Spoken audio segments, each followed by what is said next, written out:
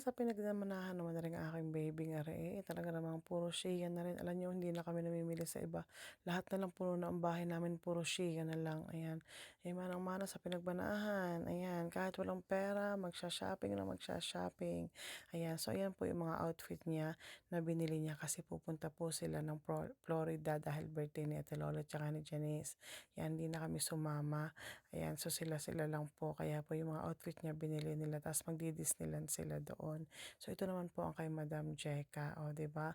Yan po ay ang Shein din at saka ang Fashion Nova ay yun po ay para mga kasing ano din po ng Shein yun, mga mahal din tsaka mas magaganda rin po doon ang damit. Online na po lahat ngayon ng binibili ng mga yan. So nagka-try lang po sila ng clothes nila para po sa kanilang mga outfit sa mga pupuntahan nila doon.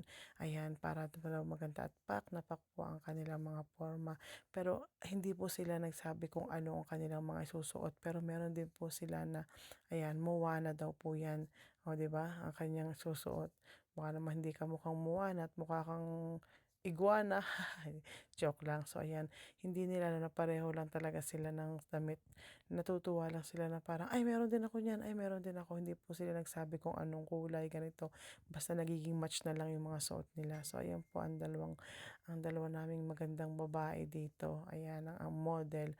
O 'di ba tuwang-tuwa silang pareho kasi nga meron din siya, hindi niya akalain na yun din ang nabili niya.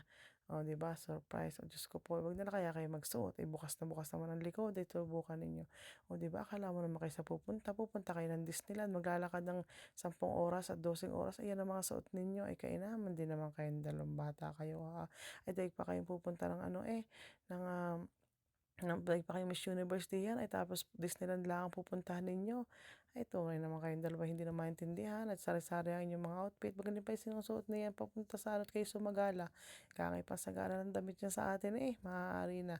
So yan, natutuwa lang sila kasi ayan, pupunta raw sila ng beach, yan daw yung mga suot nila, ayan. Tapos yan naman daw, so ang susuot ni Madam. So ayan, so andito sila sa kwarto ko at nagta sila ng mga damit na yan. Ito maganda rin siya. Yan, parang pang beach yung mga peg nila, ayan, ganyan ang mga suot sa mga beach. So, ayan, susuot nila. Subukan niyo lang kayo magpicture na magpicture ha, hindi naman kayo nagpo-post.